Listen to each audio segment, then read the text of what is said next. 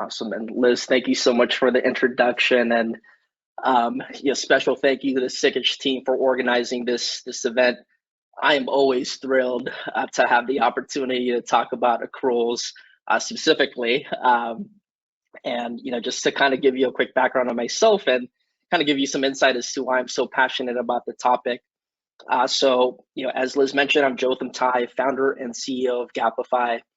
Longtime accountant, have been in the profession for almost 20 years. I started my career in public accounting, particularly in assurance. And then 2004, I left KPMG and started one of the first Sarbanes-Oxley compliance practices in the San Francisco Bay Area, which then evolved into supporting large multinationals with system implementations, helping companies go through their IPOs, scaling their accounting operations. And really one of the big pain points that has just not gotten much innovation around is the topic of today, which is accrual. So really excited to have this opportunity again to get into details with accruals. So I don't think there are too many webinars out there that focus on this area, which I find surprising because, as some of you who are familiar with the process, and obviously those that work in publicly traded companies would know this is quite mission critical for financial statements and accounting organizations. So here's a quick agenda, and I'll just kind of run through this very quickly. We of course would want to give you just a quick background on who Gapify is and how we're positioned in the market, and then we're going to dive in. We want to go through what accruals are, why people should care, and then as we go through the subsequent slides, we want to share best practices. Hopefully this session is going to be valuable for you to pick up some tips that you can apply in your own organizations. So we're definitely going to spend most of the time today discussing best practices, and of course we'll have a Q&A session as well. I can go on and on and on about accruals all day long, so if there are any questions out there, feel free to chime in and we'll make sure to field your question. All right, so who is Gapify? And I'll keep this brief because the superstar today are accruals, but just so our company's objective is quite simple. We want to help automate processes within the controllership. So what you're seeing here is a slide of our top two products. GL Accrual is the topic of today. So we have an automation platform that can execute confirmations and open PO reviews, and then of course take it all the way through to automating the posting of the JEs to your GL. Then on the vendor management side too, we use our digital worker technology to help orchestrate the onboarding of new vendors in a tax and IRS compliant way.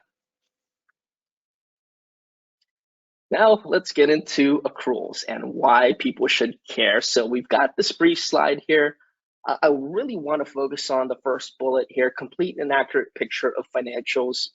I know for us accountants, it's a critical item, I should say, on the month-end close checklist. But in just a broader picture of why this is important, I can actually relate to this quite in a different context now than in my accounting days. So as someone who leads an organization and is responsible for budget, I see the tangible impact of having a poor accrual process, right? So just to give you a random example, if marketing, who is notorious sometimes for not reporting accruals timely, if marketing expenses today, or if marketing invoices come in today that were for the prior period that were not accrued, then all of a sudden it'll eat into the marketing budget in Q4. And for those that are familiar with how marketing leads and investments in marketing translate into revenues for your organization, this could be quite important, right? So if just to drill down even further with an example, if you have a 200K invoice from a marketing provider that was not accrued for, relates to Q3, now I'm going to have to take that hit in Q4, and maybe that's 200K less on marketing campaigns. And again, marketing spend and marketing campaigns in most organizations translate into revenue growth. So there is a very tangible very practical and very impactful consequence to not having strong accruals that I know historically as an accountant we don't tend to appreciate, right? Because our focus is closing the books, getting these entries in, checking off every item on the month-end close checklist. So the last few minutes, if there's any kind of takeaway in that in the statement that I just made, it's that accruals are not just accruals from the standpoint of checking a box, but this has real impact to your business and the organizations that that you're a part of. Then I'll just quickly zip through the other bullet points here. Closing the books faster. So, revenue, obviously, will do revenue things and they're on a different timeline. But a big part of getting to your soft close and hard close is closing expenses. A strong accrual process, and we'll get into more details as we get further into the presentation. But closing the books fast requires a strong accruals process, right? So you want to be able to identify all the missing expenses. If you are relying on invoices to come in through day 15 to get that completeness, obviously that is counterintuitive to being able to close the books faster. The best success stories is where we see companies invest in automation around accruals and are able to close expenses on day one or even before that. So when you're looking for opportunities to get to a faster close, accruals is a really rich area to get those types of wins. Less audit adjustments, I think for most of us accountants, we know what that means. But I always like to highlight specifically with accruals that, and for those that started their careers in audit like myself, I remember being a first year, junior auditor, just trying to find my place in the world and in the profession, and I wanted to add value to the audits. Now, as a junior accountant and auditor, like you would typically get started with your subsequent payment or search for unrecorded liabilities. We got some really easy wins, or I got some easy wins just looking for payments and seeing that invoices related to those payments were not booked in the right period. That really made me happy to contribute in that way as the auditor. But obviously when I went to the industry side, it's not good news when your auditors are finding adjustments, because that can then extend sample sizes from say 45 or 60 60 payments to now like 120. So it also has a real impact if you don't have a strong accruals process, because your auditors will expand the scope of their audits.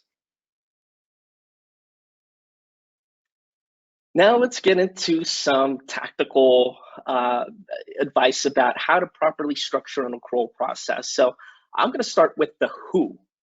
So what I have found in recent years, I'm going to sound like an oldie here, but back when I first started accounting, it was primarily the responsibility of the general ledger or GL team to gather accruals, right? So whether it's reaching out to your vendors for confirmation, doing some internal estimates or computation, reaching out to PO owners or business partners. Back then, it was mainly led by GL.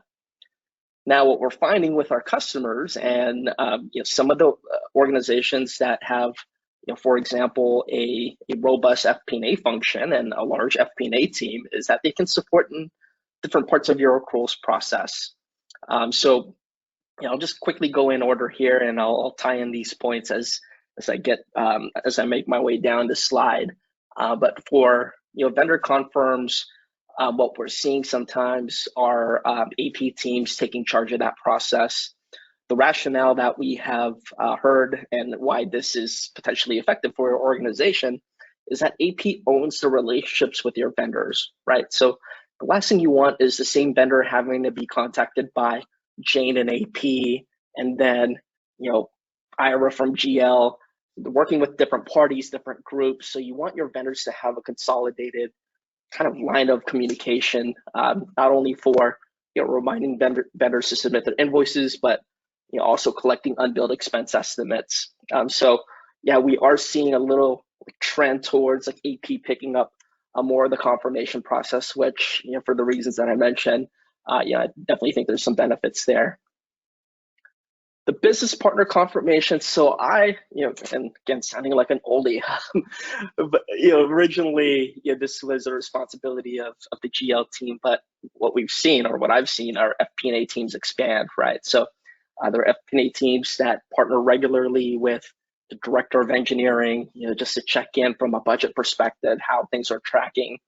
But what we're seeing now are FP&A teams actually owning accruals, right? And for the same reason as the AP and the vendor relationship, if FP&A already has a set cadence with your marketing director to collect information, well, why not also use that opportunity and these same meetings to collect unbilled expense estimates? So we are seeing a greater mix of business partner accrual confirmations being handled by FP&A in partnership with the GL team.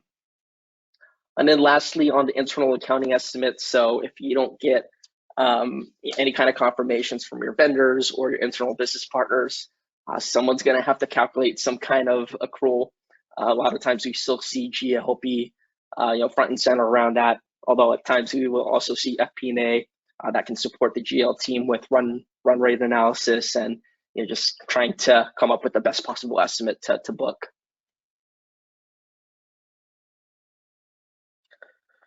The importance of getting the accruals process right. So I like to just start off with, I'm a process guy, and part of this is my history doing Sarbanes-Oxley work. So I have, with these very hands, put together so many flow charts and process narratives.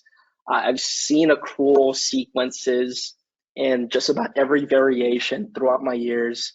And what we have actually illustrated here is what I have found to be the most effective way of sequencing steps within your accruals process to get to that fast close and also to ensure best completeness and accuracy. So I won't get too deep into the details, but just to take this top level and high level, what we have found effective is starting before the month end close starts, having some kind of an accrual reserve JE, right? So doing some kind of look back analysis, maybe look at the last couple quarters by department, calculate how much accruals you have missed. So you're pretty much putting together a work paper, just like a search for unrecorded liabilities. So the idea is, if historically you've been missing 50K worth of accruals each quarter, then you want to get in front of that and book it as a reserve. Slight but very important caveat there. This is an accrual reserve JE, so I don't see every organization doing this because certain auditors and management teams have certain confidence levels with reserves. So be sure to partner with your financial auditors to kind of gauge their reserves. What we find to be effective as the next step, or actually this is really when the first step happens, when you close AP, the accruals, the best accruals in the world come directly from your vendors, right? So ultimately, they are the ones that will be sending the invoice. So if you have automation solutions or a strong process in place, this is where you get the best reliable accruals, right? So, vendor confirmations or any kind of confirmations for that matter. And again, I go back to the audit days. When you think about audit evidence hierarchy, there's no greater levels of assurance than getting that number directly from the vendor itself. Step 3, of course, if vendors don't respond, you still need a fallback. So the next best person to provide the accruals for the month is your internal business partners, right? So if you can't reach out to your law firm, or your law firm doesn't respond back to your confirmation request, hey, let's have legal provide an estimate. They're going to be much better at it than we are in accounting or even FP&A. So targeting business partners next is a great step 3. Keep in mind though that it is usually better still to get the accruals from your vendors directly, because again, they're the ones that are going to be responsible for invoicing your organization. And then step 4, of course, if the business partners don't respond, your vendors don't respond, you have to come up with some kind of expense estimate. And so usually that's when accounting teams whip up our spreadsheets, do some kind of analysis, and record a JE that way. Least ideal, because we in accounting don't have visibility to the day-to-day operations of an R&D or marketing team. So, always keep in mind that even though this might be easy to just like book a JE, this, from a accuracy standpoint, is actually the least reliable. And what I always recommend our clients to consider is, and a lot of organizations have this already, so but having a final check before your hard close. Why not just run a report of invoices that came in between your soft close and your hard close, and just make sure, and maybe invoices over X amount, you do a quick review and make sure you don't miss any other accruals before you close the books and move on to the next period. The organizations that I've seen succeed in narrowing down their accruals process to a day or two are the ones that are methodical and thoughtful about how to sequence these events. The organizations that do a spray and pray approach, typically close their books longer. So, as you think about your current process in your organization, try to figure out like all these different buckets of accruals that you have. Think about what sequence makes sense to your organization. Hopefully this illustration gives you some kind of a guideline on how to think about how to sequence this properly. But there's definitely a science around this that needs to be thought of. Again, you are not just executing checklist items from a month-end close checklist. If you line this up properly, you can close you can close AP earlier, you can close expenses earlier, and ultimately, this really tight process will also help you avoid having any kind of audit adjustments or material misstatements around accruals.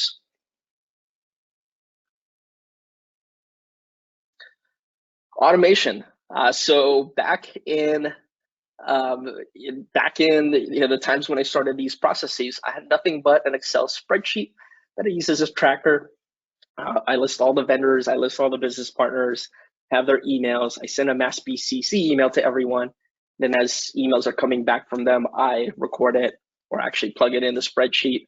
Then I have to whip up another spreadsheet, do some VLOOKUPs, and then ultimately have to manually post a JE. So a lot of manual steps there. Obviously, the more manual, the longer it takes and the more inefficient it becomes. So our solution at Gapify, and whatever tools you can get your hands on, there are a lot of opportunities to get some really quick wins through automation. So first of all, if you have with our application, we can help accounting teams identify the high risk accruals. We want to be targeted maybe and specific about who to contact and when. Requesting expense information, so unbilled expenses. Why would you just ask the vendor to reply back to an email when you can do it in a form-based way? That way it can just be loaded into an application that can then subsequently fire off a journal entry. And then just the journal entry itself. We work with customers who have 30 plus subsidiaries, multiple currencies. So they're booking about 30 to 50 JEs per month. Think about your tech stack. Obviously we have a great automation solution around this too. So all these really pickups that you can find in these 5-step processes can help you with the benefits listed here. One thing I haven't touched on yet, so the nightmare stories that we hear from customers before they were Gapify customers is the amount of documentation needed to support numbers that come from a manual process. Now, what do I mean by that? So just to give you a really hard example, one of our customers before Gapify, because they were just doing emails and getting replies back from their vendors, they had to take screenshots of every single response from their vendor and stash everything in a nice package to post in their JE. That same customer, because they're leveraging automation solutions like ours, and because we're SOC 1, SOC 2 certified, can rely on the data that's coming in from their vendors, and therefore skip the step of having to take screenshots of every single transaction and response that they get back from their clients, from their vendors, I'm sorry.